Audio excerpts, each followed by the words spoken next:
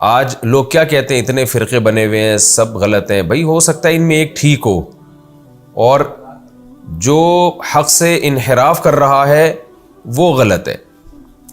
تو جو ٹھیک ہے نا اس کو اختلاف کرنے والا نہیں کہا جائے گا، جو حق سے خروج کر رہا ہے اسے کہا جائے گا کہ یہ اختلاف کرنے والا ہے. تو اب قرآن جو کہہ رہا ہے کہ انہوں نے جو اختلاف کیا، کیا مطلب؟ جو صحیح لوگ تھے نا، جو صحیح مذہب پہ تھے، ان سے جنہوں نے اختلاف کیا، وہ اختلاف علم کے باوجود تھا، یعنی ان کو پتا تھا کہ ہم غلط ہیں پھر بھی اختلاف کر رہے تھے. تو آج بھی مسلمانوں میں ایسا ہی ہے. جو صحیح اہل سنت والجماعت کا مسلک ہے وہ صدیوں سے اسی طرح چلا آ رہا ہے، اس میں کوئی تبدیلی نہیں ہوئی ہے. جو صحابہ، تابعین، تبع تابعین اور پھر آگے ان کے شاگرد، ان کا جو عقیدہ تھا، جو کتابوں میں محفوظ ہے، جس کو العقیدۃ الطحاویہ کہا جاتا ہے. امام طحاوی رحمہ اللہ تعالی جو فقہ حنفی کے ایک بڑے امام سمجھے جاتے ہیں، انہوں نے آج سے تقریباً 1100-1200 سال پہلے جو صحابہ تابعین کے عقائد تھے، یعنی وہ عقائد تو امام ابو حنیفہ رحمہ اللہ ان کے شاگردوں کے، امام ابو یوسف، امام محمد کے تھے، لیکن وہ امام ابو حنیفہ کے اس لیے تھے کہ وہ صحابہ کے تھے، تابعین کے تھے. تو امام طحاوی رحمۃ اللہ علیہ نے ان عقائد کو جمع کر دیا، اور پھر تمام مسلم امہ نے، جو بھی اہل سنت والجماعت تھے، سب نے اس کو مانا. تبھی وہ ساری دنیا میں پڑھائے جاتے ہیں، کیونکہ اس میں کسی کا اختلاف نہیں تھا. تو وہ امام احمد بن حنبل، امام شافعی، ان کے جو فالوورز ہیں، کیونکہ وہ اہل سنت والجماعت کے عقائد تھے، صحابہ، تابعین، تبع تابعین کے عقائد تھے. تو اس دور میں جتنے بھی گمراہ فرقے تھے وہ ان عقائد میں سے بہت سے عقیدوں کو غلط قرار دیتے تھے. ان میں بہت سارے عقائد تھے جن سے وہ اب تک اختلاف کرتے چلے آ رہے ہیں. تو اہل سنت والجماعت کے جو بیسک عقائد تھے وہ العقیدہ طحاویہ میں آج بھی سعودی عرب کی یونیورسٹیوں میں، مصر میں، پوری دنیا میں پڑھائے جاتے ہیں وہ، اور سب اس کو مانتے ہیں کہ بھئی یہی اہل سنت کے عقائد ہیں.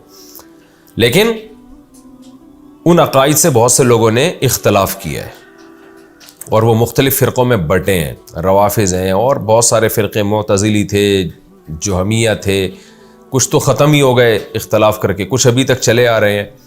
تو ایسے موقع پہ یہ نہیں کہا جائے گا کہ پوری مسلم امہ جو ہے یہ شیعہ سنی فرقوں میں ڈیوائیڈ ہوئی ہے اور دیکھو یہ کیا ہو رہا ہے. یوں کہا جائے گا کہ جو صحیح چیز جو صدیوں سے چلی آ رہی تھی، جس پر قرآن و سنت سے بے شمار دلائل قائم تھے، علم تھا اس کے، یعنی علم سے وہ عقیدے لکھے گئے تھے، وہ جہالت اور اندھی تقلید کی بیس پہ نہیں لکھے گئے تھے، تو وہ علم کی بیس پہ لکھے گئے تھے. تو اب جو اس سے اختلاف کرے گا تو ہم اس کو کہیں گے کہ یہ اختلاف کر رہا ہے، یہ نہیں کہیں گے کہ جو صحیح راستے پر ہے وہ دوسرے سے اختلاف کر رہا ہے. بھائی وہ تو صحیح، اس کا جو اختلاف ہے وہ تو حق کو بیان کرنے کے لیے.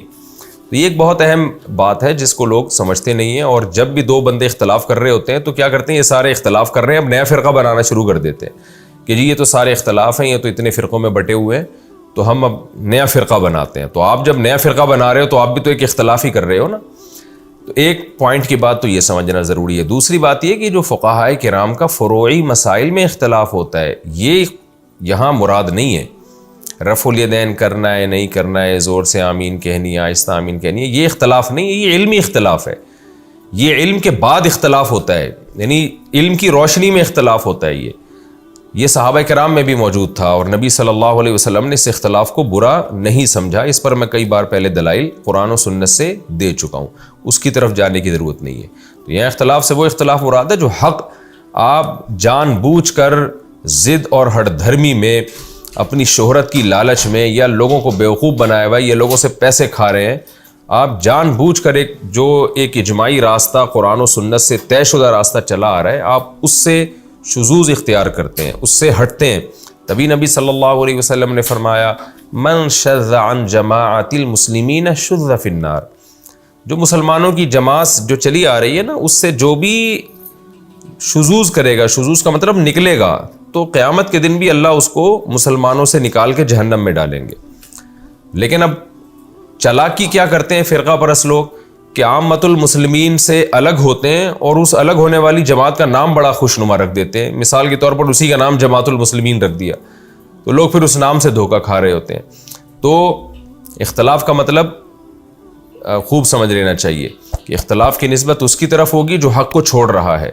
دوسری بات یہ، اس سے فروعی اختلاف جو مسائل کا اختلاف ہوتا ہے وہ مراد نہیں ہے. تیسری بات کہ جو صدیوں سے جو چلا آ رہا ہے نا وہی صحیح ہوتا ہے، قرآن و سنت کے اس پہ دلائل قائم ہوتے ہیں، اور غلط بھی اسی کو قرار دیا جائے گا جو اس سے ہٹ کے چل رہا ہو.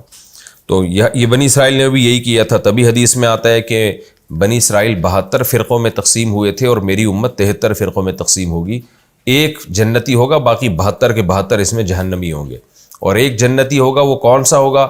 آپ صلی اللہ علیہ وسلم نے فرمایا ما انا علیہ و اصحابی، جس پر میں اور میرے صحابہ تھے. تو صحابہ، تابعین، تبع تابعین کا یہ جو پورا گروہ چلا آ رہا ہے، تابعین نے صحابہ کو فالو کیا، پھر تبع تابعین نے تابعین کو فالو کیا. تو وہ جو سیٹ اپ چلا آ رہا ہے، اسی سیٹ اپ کو ماننے والے صحیح ہوں گے، اور اس سے جو ہٹے گا، بہت سے لوگ ہٹیں گے تو وہ سارے ان 72 فرقوں میں داخل ہوں گے.